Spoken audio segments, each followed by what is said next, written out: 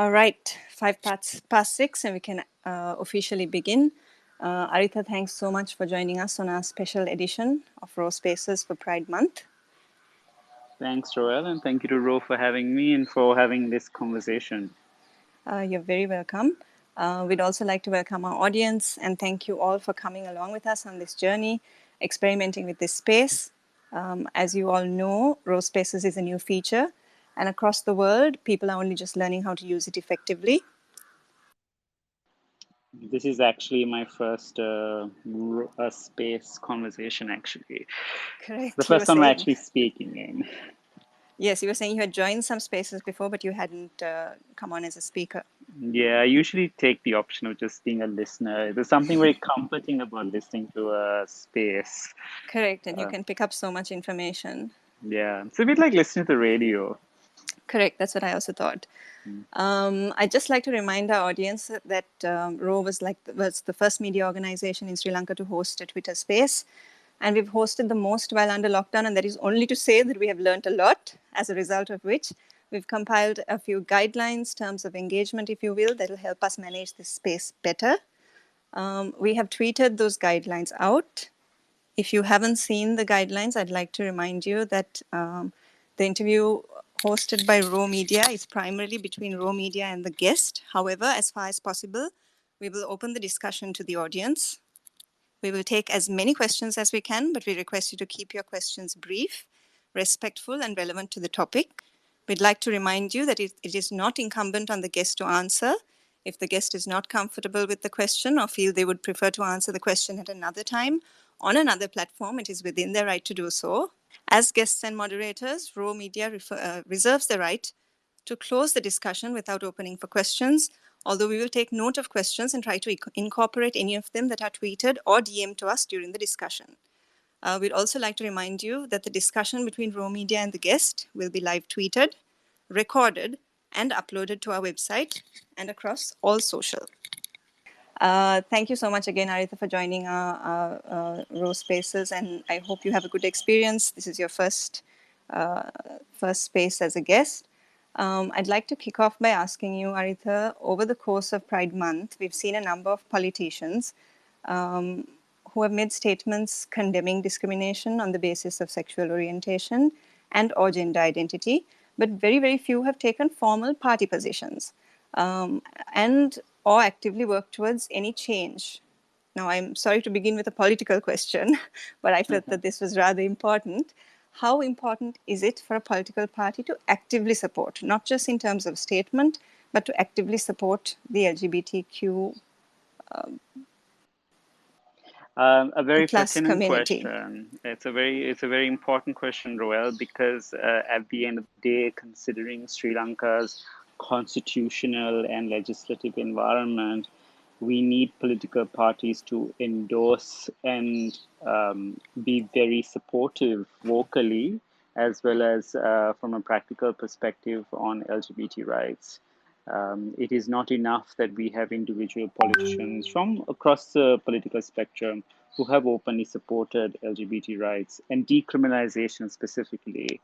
I think the JVP, or the National People's Power, as they're now called, they are the only political party that has actually, in their manifesto, expressly included decriminalization of homosexuality and actually setting up an LGBT secretariat to look at the injustices that have been committed against the community. We also had actually the SJB in their manifesto. They had a manifesto, a section where there was reference made to non-discrimination based on sexual orientation and gender identity. We have not seen that from the SLPP manifestos, but we have had cabinet level ministers from the SLPP in the present government making very open statements calling for the ending of discrimination against LGBT people. We had the Justice Minister say that last October.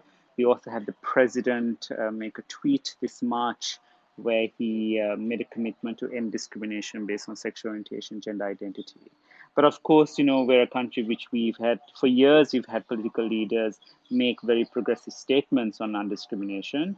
but we haven't seen that actually boil down to any action. And I think that's because there is a missing consensus among the political parties to actually get the ball rolling on this. All right, Aritha, you're a little faint. I'm not hearing you very well. Can I ask you to just increase your volume if you don't mind? I have increased it. Is this better? Yes, clearer. Thank you so Okay. much. Also, okay, I hear you. What I want to ask though is, I mean, you've noted the difference between support in terms of statement and support, active support. That's one part of the question that I wanted to ask you, the difference between maybe tweeting out support like the president did, or including it in policy statements, and actually actively working towards supporting the LGBTQ plus community. And what I also want to know is how, why is it that most political parties steer clear of openly or even otherwise supporting the community? In short, I think there's just this fear about about sex. There Okay. is this real there's this, I would say, a wrong idea that addressing LGBT issues is talking about sex, maybe because the word homosexuality is there, bisexuality is there, sexual orientation. Those words are somehow very triggering words for purportedly conservative politicians to discuss about. The LGBT community, from a singular terminology perspective, actually has moved away from even using the word samalingika to Mm-hmm. samarisi, because the using of the word lingika was again a trigger word, whereas samarisi is a more of an acceptable term because there's no reference to sex in any form. Mm. So I think that sort of conservative ideology is what's really keeping them away from addressing this. But now with a lot of young people being aware of these issues, calling out their political leaders for change, conversations like this, not just through RAW, but a lot of the other media organizations speaking about LGBT issues.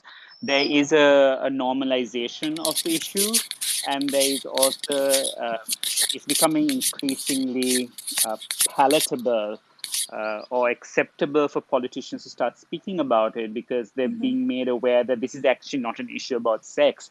This is actually about the criminalization and persecution of people based on how they're born.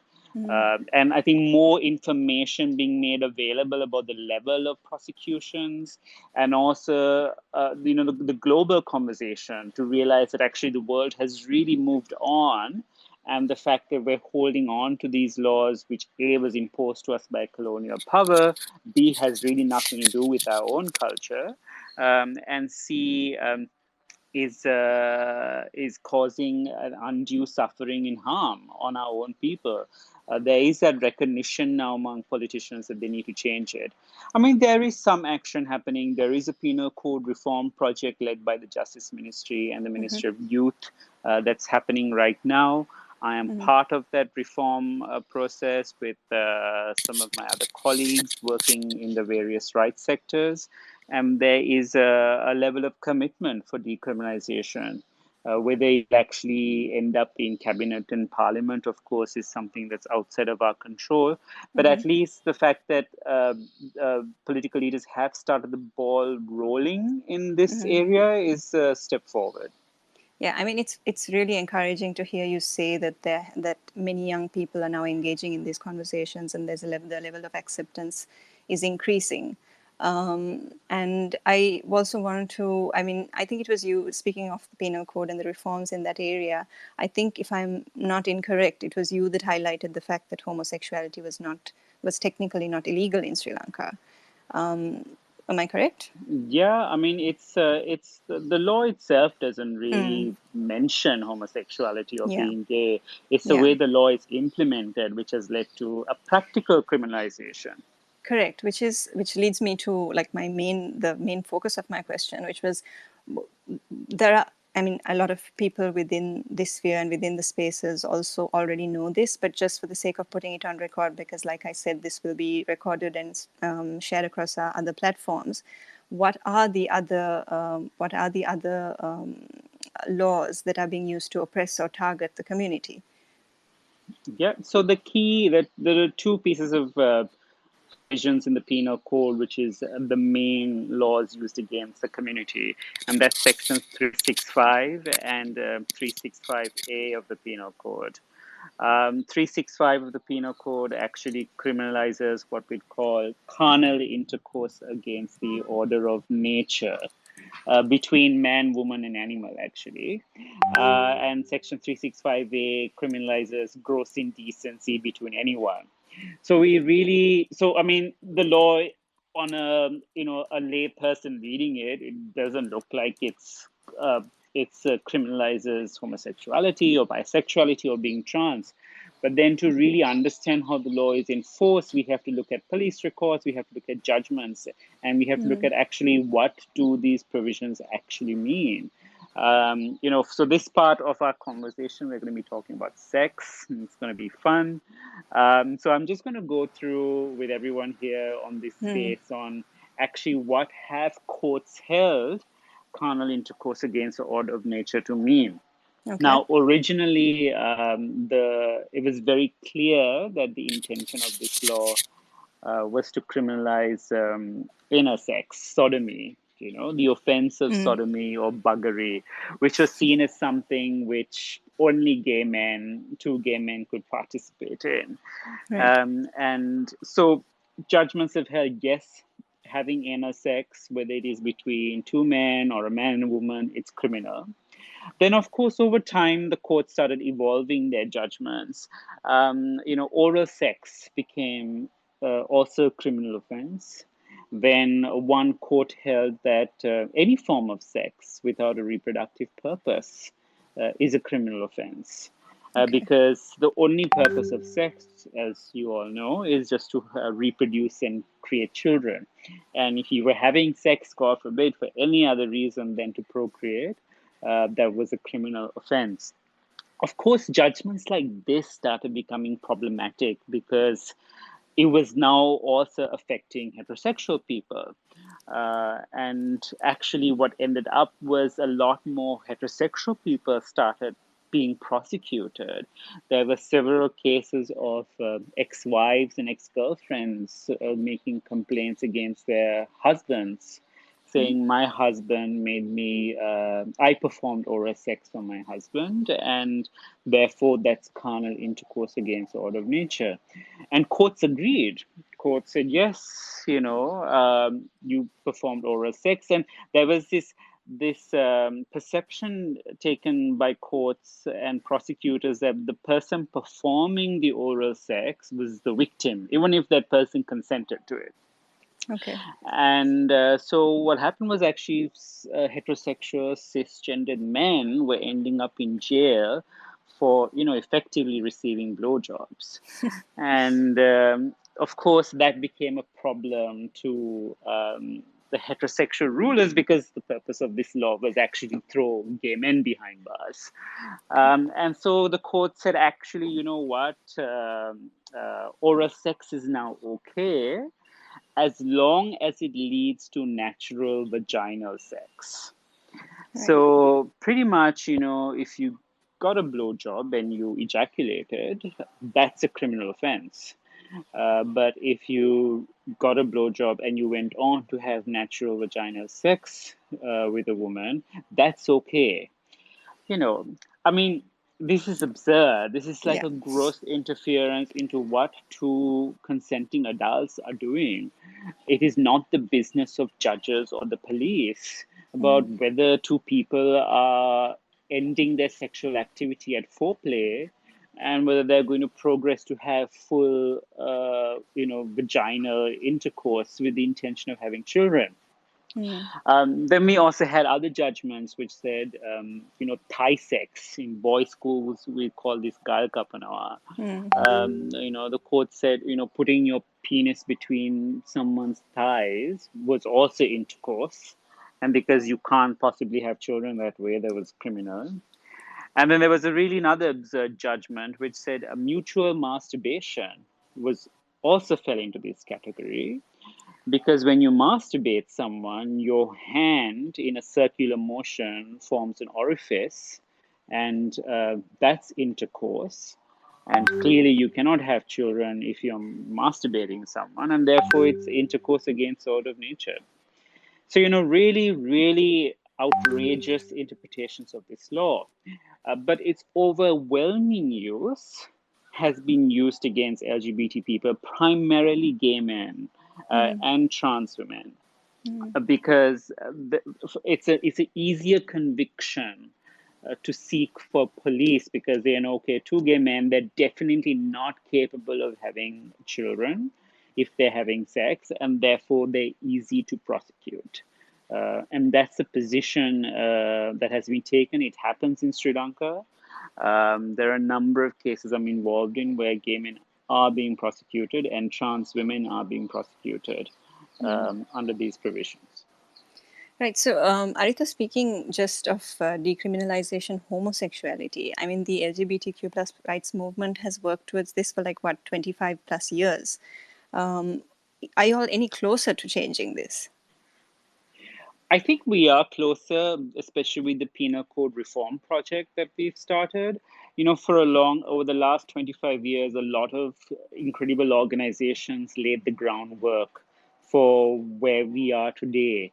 Now there is society has moved the barometer, political leaders have moved the barometer, and there is a draft bill now that, amongst several other offences, also includes amending of sections 365 and 365A to ensure that the privacy of adults is respected, and that there is no arbitrary interference into what consensual adults are doing.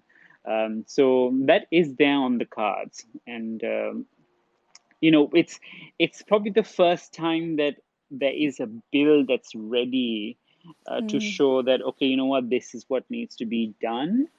For a long time, community members, we've asked for decriminalization, but we haven't actually put in writing what that needs to look like. The last time it was there in the National Human Rights Action Plan in January 2017. We saw what President Sirisena did. He said he threw it out, and there was this plot to legalize gay marriage. There's this confusion that decriminalization is gay marriage, and actually, by showing in writing that this is exactly what decriminalization is, this is the reform, the amendment to the penal code that is required to table that, makes it very clear for policymakers and legislators that actually this is not gay marriage. This is just telling the police to lay off. to lay off. Exactly. Yeah. Right. What about trans individuals, Aritha?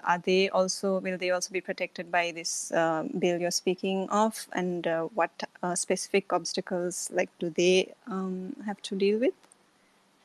So Sri Lanka has a process of recognizing gender identity. So if you are born with a certain biological sex and you want to affirm your gender identity as different to that to the sex you were assigned at birth, Sri Lanka has a process where you can change that. So that was introduced in 2016. The Health Ministry introduced a circular to issue gender recognition certificates for a trans person. And then the Registrar of Persons issued a circular to say, if the Health Ministry has issued a gender recognition certificate, we will change the birth certificates, the ID cards, and the passports of these individuals to reflect their correct gender. So there is, that was quite a progressive step that was taken.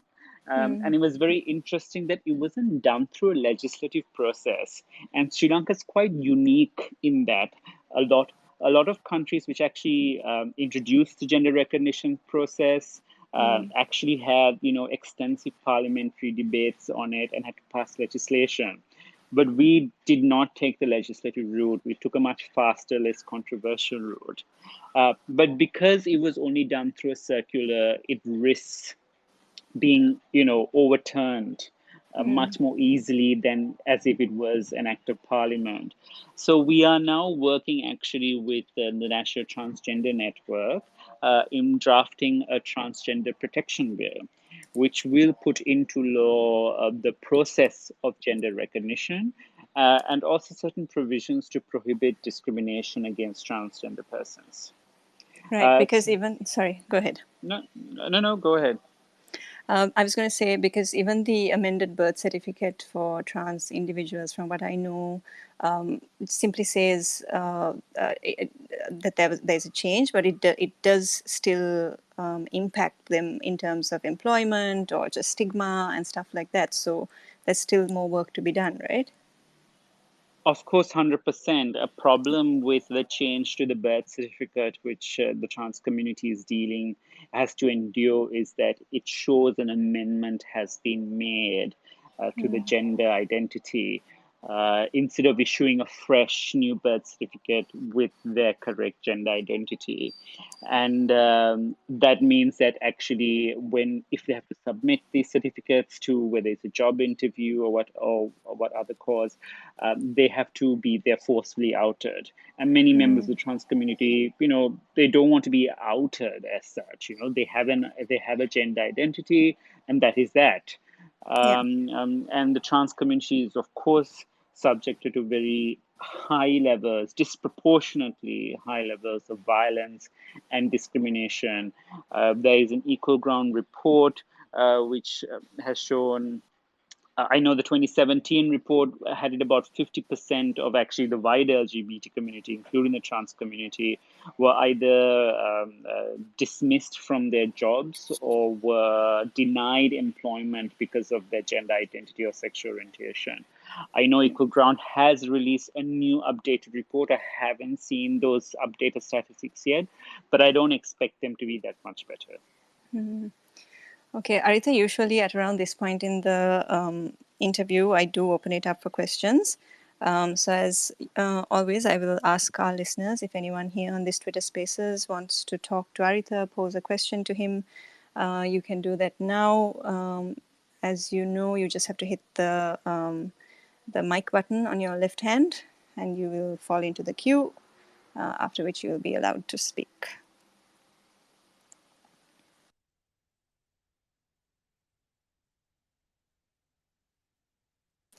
In the meanwhile, I'll just check with my team about the requests that have come in. And I also want to add, Royal, when we come to 365 and 365A, 365A, which is a gross indecency offense, I mean, it's a very vague offense. It says gross indecency between anyone, and whatever that means, no one knows. But we see its implementation a lot against the heterosexual community as well. A few months ago, the newspapers highlighted how 200 couples were arrested from a park in Anuradhapura. And they're charged under these offenses. They're charged under either 365A, gross indecency, or under the vagrancy ordinance. Also, you have the exact similar offense, which is gross indecency between anyone. And that's, these are the laws that the police is using. A gross misinterpretation of what these terms mean, but using it against both heterosexual as well as LGBT people.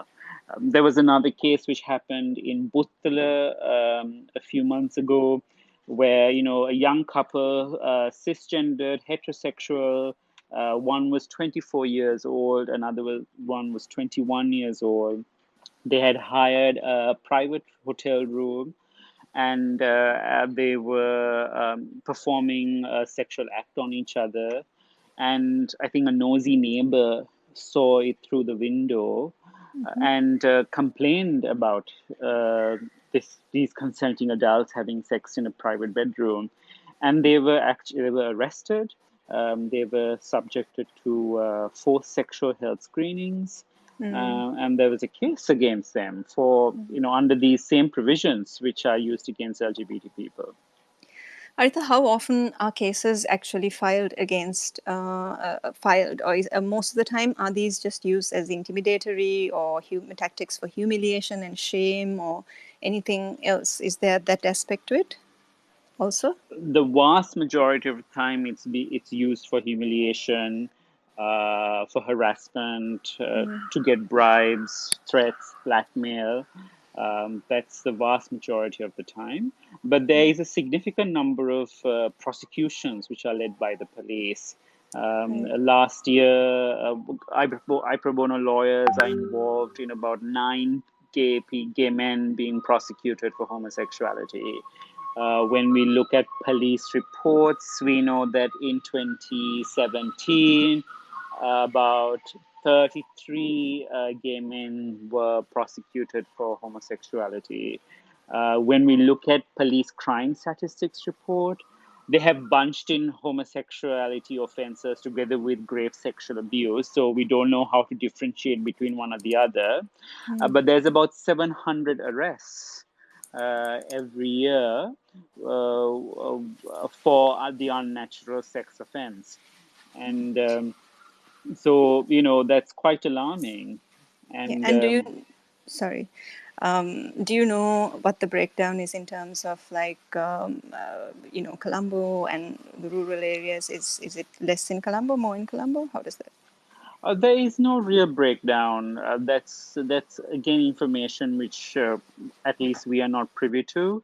I know the cases that I have been involved in, they are not Colombo specific. There are cases from obviously Colombo, in Kampaha district, Norelia. So there is, the cases we're involved in are from multiple districts. All right. I'm going to continue with my questions, but I will ask anyone that wants to ask a question to hit the mic button on the left, and my team will notify me. In the meantime, Aritha, what I wanted to ask you, so aside from legislation and politics, of course, which is what I began with, what are some of the other challenges the LGBTQ plus community face in other institutions, say, for instance, education or healthcare or employment? I mean, great question. Discrimination is pervasive, and the fact that there are no legal rights to protect LGBT people makes them vulnerable in every other aspect of society. Things which we take for granted, or which a cisgendered heterosexual person takes for granted, is something which LGBT people are almost fearful of. When it comes to employment, that EcoGround report from 2017, which said that 50% of those interviewed said that they lost their jobs because of their sexual orientation, gender identity. That's huge. That's a huge proportion. There's about 70% who said that they've suffered physical violence because of their sexual orientation or gender identity. Those are alarming figures. The denial of the right to employment, decency of employment, is has tremendous psychosocial and economic consequences. There is a cost to discrimination. I think there was a World Bank report which put this cost to discrimination against LGBT community at about 2% of GDP or something like that. But that's a significant amount. That's like $2 billion in, if you look at Sri Lanka's GDP and compare the cost of discrimination. The denial, the lack of opportunity for jobs, if someone is discriminated in the workplace, the fact that they don't have recourse or access to justice is quite problematic.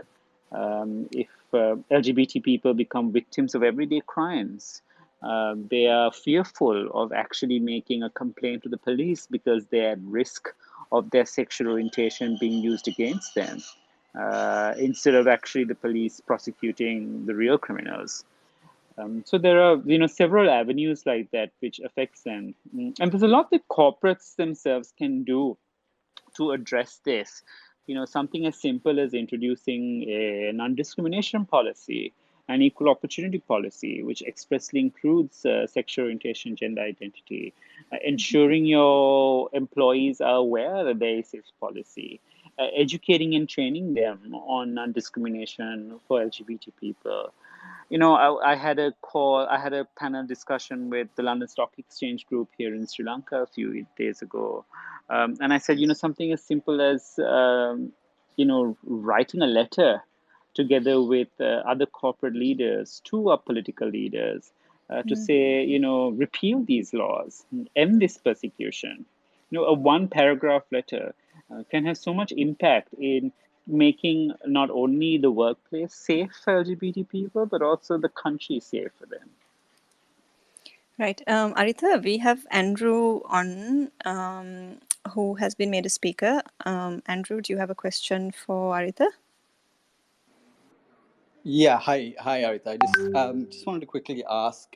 India has gone through something of a decriminalization process when it comes to sexual rights. I'm just wondering if there are any cues that Sri Lanka can take from that, and how are there any kind of things that are applicable to the Sri Lankan situation? Great question, Andrew. Thanks for that. India's constitutional framework is quite different to ours. If we look at many countries which either went to have full marriage rights or decriminalized, a lot of them went through a court process, a judicial process.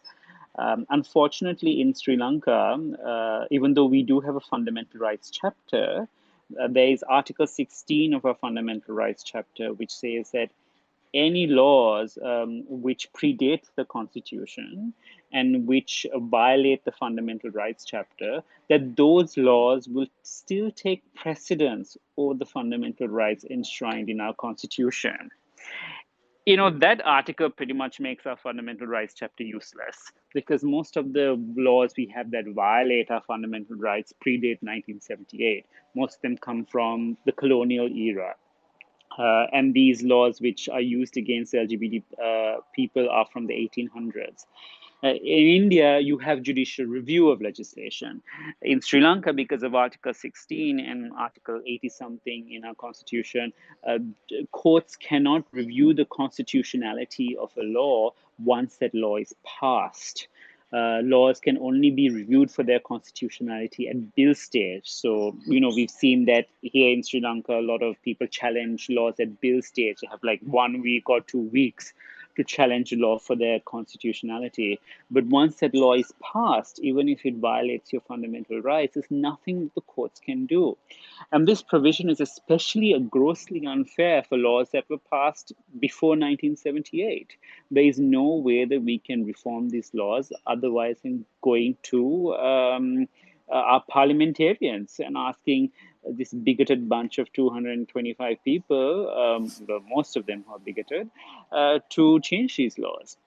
Now, there is some judicial recourse that could be taken.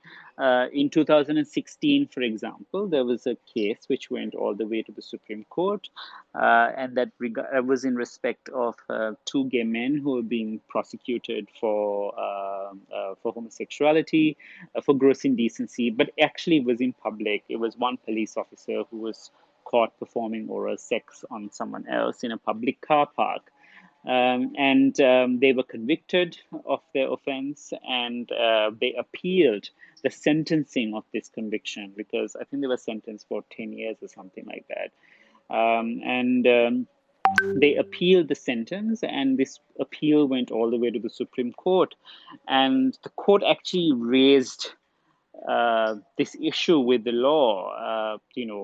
The court made it very clear these individuals should have been prosecuted for public indecency, not under the anti-gay laws.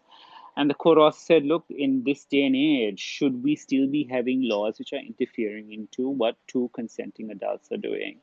And the court said because these two individuals consented to their actions, that it does not warrant a custodial sentence for them. So the court issued a suspended sentence and told them they're free to go. That was quite a landmark judgment because it showed that the court was able to use their powers of interpretation, especially when it came to sentencing, to kind of make the law a bit impotent. The court has, in a way, put out a precedent saying, look, you can, if you're going to be arresting gay people for, whatever they're doing in private and actually in this case public, that the court will not be, there will not be any punishment if they have consented for their acts. But unfortunately, that was only on a sentencing issue, and the court couldn't go beyond that. But I still think that there is space for our court to use its powers of interpretation to strike down how this law is being enforced. Now, in 2014, we had the Attorney General say that actually discrimination against LGBT people is unconstitutional, that they are protected under the right to equality of our Constitution. And this statement has been repeated by the Attorney General's department in 2017 and in 2019. However, we've seen that despite these interpretations given by the government's legal advisor, we're still seeing the government, on the other hand, prosecuting LGBT people. The problem we've had with the fact that these statements have been made is actually an excellent opportunity for people being prosecuted or being harassed because of their sexual orientation, gender identity, to actually seek some kind of judicial relief from the Supreme Court. But the problem which we have suffered and experienced is that none of the people who are being prosecuted want to take that extra step to go to the Supreme Court. It's actually been a struggle for me to convince, and I have failed to convince any of the people that we are supporting through this process to seek relief from the Supreme Court. There are reasons for this. One is that many people being prosecuted are not out about their sexual orientation. So, societal attitudes and the prevalence of this law means that they are hidden about their sexual orientation. They want to be hidden. Second is, a lot of them have faced a very traumatic experience of the legal system. So, in all the cases we're involved in, everyone was subjected to forced anal examinations. There was one trans man case, and that trans man and his cisgendered partner were both subjected to forced vaginal examinations. In all the cases, they were also subject to forced sexual health screenings. In one of the cases, someone was, a defendant was diagnosed with HIV, and their HIV status was disclosed in court, in public for everyone. And in all of the cases, there has been some form of violence perpetrated by the police against these individuals. So in one case, for example, the defendants were whipped with wires while in police custody. And so because of this traumatic experience that they have endured in the legal system, these defendants or victims, as I would describe them, they do not want to have anything more to do with our legal system. And the idea of going to the Supreme Court to seek some kind of redress for the torture they have faced is just too much for them to comprehend. And because there's no trust in the legal system, because the legal system has failed them consistently, they just do not, they're just so scared, thinking that if they do this, they will be outed, or the Supreme Court will agree, and they're going to be stuck in this system which is punishing them for their sexual orientation over and over again. And that is what's really preventing us. Thanks, Aritha. Andrew?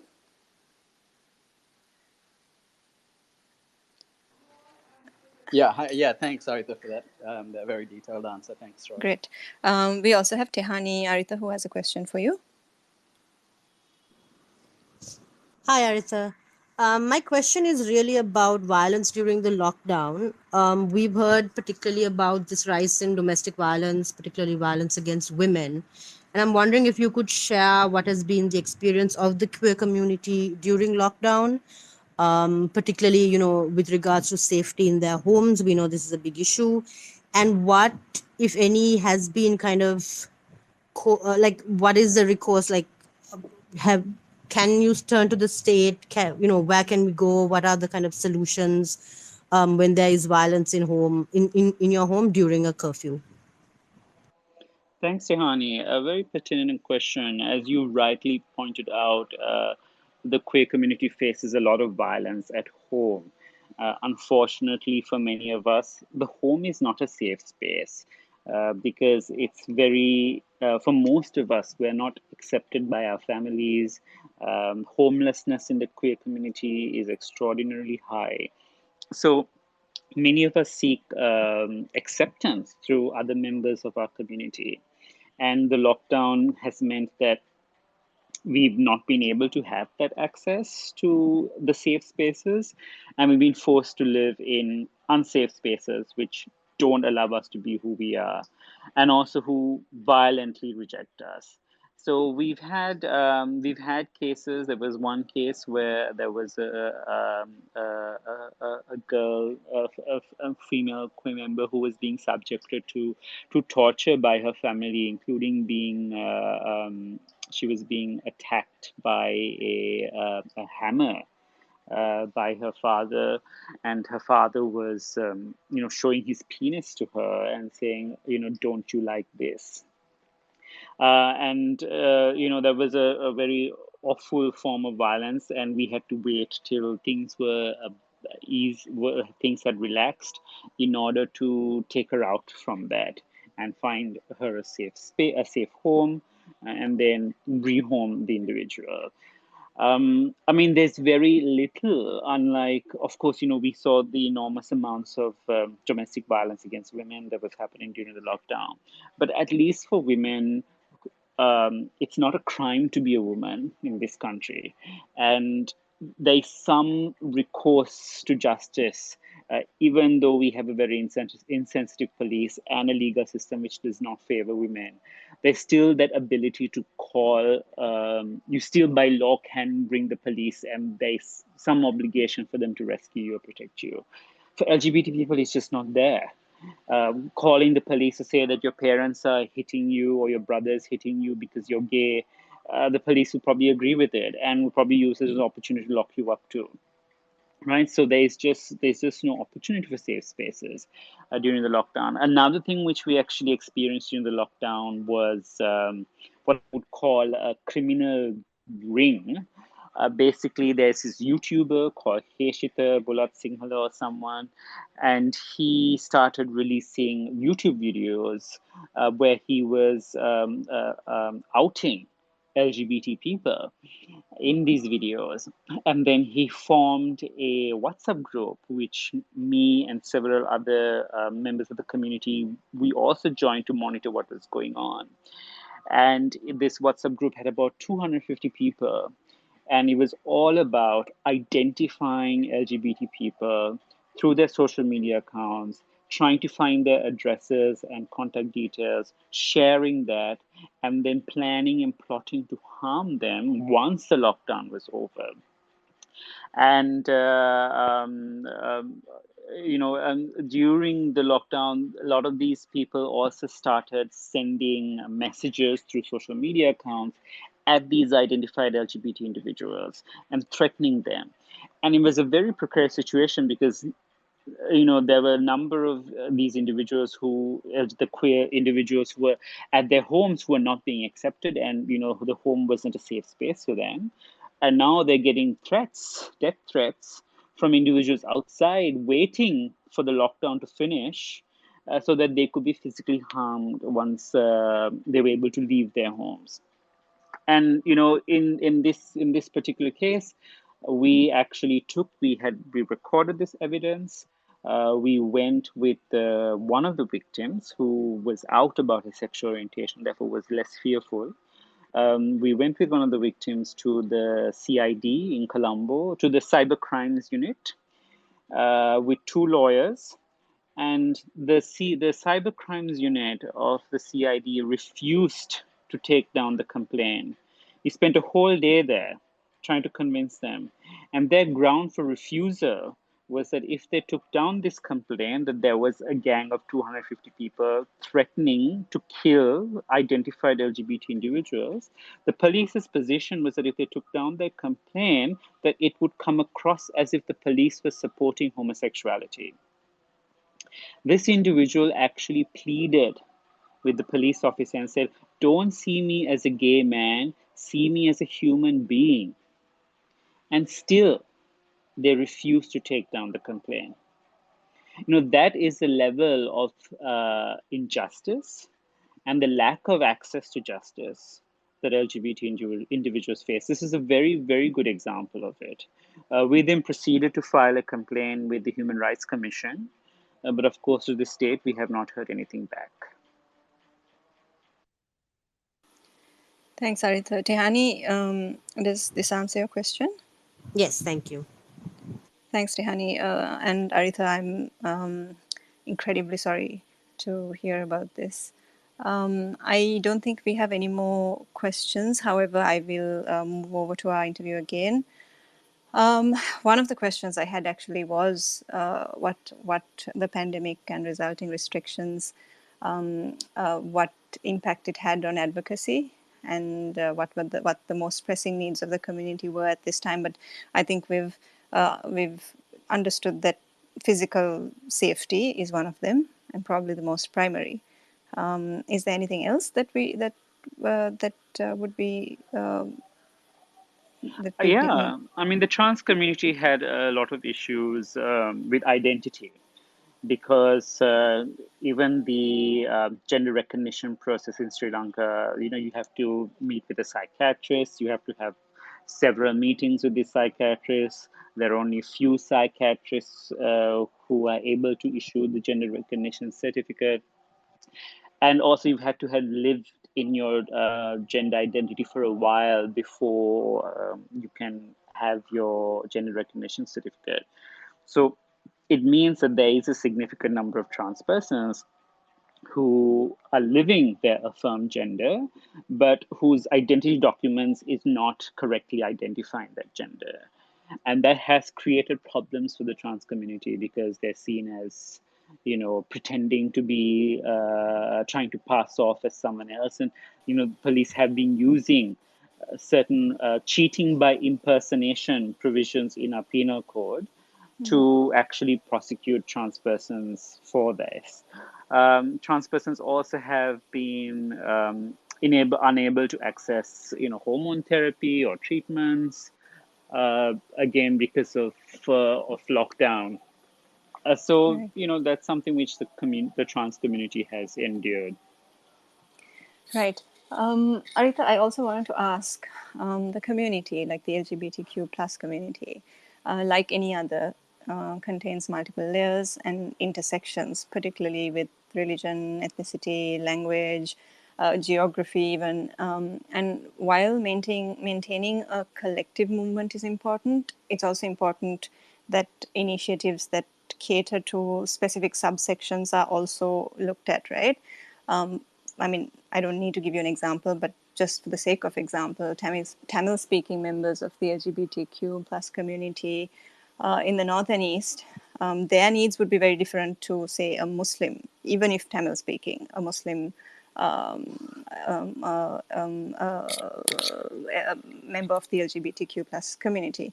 So how, in essence, my question is, how important is this intersectionality to ensuring equal rights for the LGBTQ plus community? Or is that something that really is, at the moment, not the main focus of your advocacy or the advocacy at No, large? we have to be conscious of intersectionality, and we have to appreciate that the LGBT community is not one single homogeneous community. The fact that we have a ever increasing number of letters in reference to the community shows itself its diversity. And intersection issues are critical. I mean, I don't represent the LGBT community. I represent the most privileged of our community. I am Sinhalese. I'm a lawyer. I have access to resources and networks which many members of our community don't have access to. But one thing which we all, despite our differences and the various intersection issues we face, one thing which we all do commonly suffer is the criminalization and that fear. As privileged as I am fearful too, because I know that, even being a lawyer, I know that the law can very easily be used against me just because I'm gay, just because I live with my partner. My relationship with my partner is not recognized. He can be any day thrown out of this country because he's not a Sri Lankan citizen. And even if he get married anywhere else, that marriage will not be recognized here. So, those issues which I face are still very different to a Tamil queer person living in Jaffna, or a Muslim queer person living in the east of this country. They undergo racial, religious issues, as which has made them a vulnerable community already. And then on top of that, their queer identity, which makes them even more marginalized. There's multiple levels of marginalization, but as we all have different levels of marginalization, we are all still one marginalized community. And we all have a common goal that decriminalization is critical, because once we can address the issue of criminalization of ourselves, then we can start really delving into the issues of discrimination. I say for the LGBT community, we're still unable to start talking about discrimination because we are still criminalized. It's a few levels below discrimination. First, we have to Right. address being criminals, then we start addressing discrimination. Right. And it's agreed that advocacy is possibly the single most effective tool at the moment. Yes, advocacy is very important. Having media support, having raw support is very important. Last year, we ran a series through iPro Bono where we highlighted LGBT stories on Lankadeepa, Daily Mirror, like mainstream press and media coming on board to highlight these issues, to normalize identities, to show that we are also normal people. We have friends and families and loved ones like anyone else. That kind of, and then through that, as a collective, to ask our leaders and our policymakers to really acknowledge what we're going through and just change the goddamn laws is critical. That advocacy. Right. We're almost done, Aritha, I promise you. It's just a few questions more. I just want to talk to you now, finally, about yourself. Your own advocacy, formal advocacy in Sri Lanka began in 1995, if I'm right, with the organization Companions on a Journey. When you came in, I'm sure there were a lot of issues that had already been, there was some progress that had been made, and you have now in this interview highlighted many of the other issues that need to be addressed going forward. What is your personal goal? What do you want to see done for the community in your lifetime? I mean, I'm sure you answered this in the previous question, but is there anything else besides this? Yeah, I mean, yeah, the journey, as you rightly pointed out, started in around 1995 here with the Companions on a Journey. I was probably 10, 9 at that time. And there's been a lot of organizations since then that have put in a lot of incredible hard work and suffered a lot of backlash and threats to get where we are today. So I have to give them all the credit. The people at the grassroots who really have to face the struggles much more than I do. For me, especially as someone coming with a legal background, what I want to see, I don't want this to be my lifetime. I want this in the next year. Is I want sections 365 and 365A to be repealed or amended tremendously. I want decriminalization. because once we are decriminalized, at least then our community can use the law to ensure that on other aspects that we're no longer discriminated. But I think it is a gross injustice to criminalize us based on our birth and based on who we are. And I want that to change. That's really my ultimate goal for, well, I'm not going to say lifetime. I really want this to change in the next year. Okay. And my final question. Have you thought about getting into national politics, Aritha? Do you think you'll be able to do more from within Parliament? A lot of people have asked me that question, and you know, no, I don't think so, because honestly, I see a lot of our politicians, and they're so tied down into the party mantra and their party manifesto. And we've seen there are a lot of there we've had lots of gay politicians in this country, and not many of them never came out. Others came out when they were retiring, and you're not really able to be your true authentic self if you're going to be defined by a political party. I think me doing my activism with myself and with other like-minded individuals has given us a lot more freedom and a lot more power to impact change. And we have access to the political leaders. We can call them out, and we have those resources and relationships to push for change.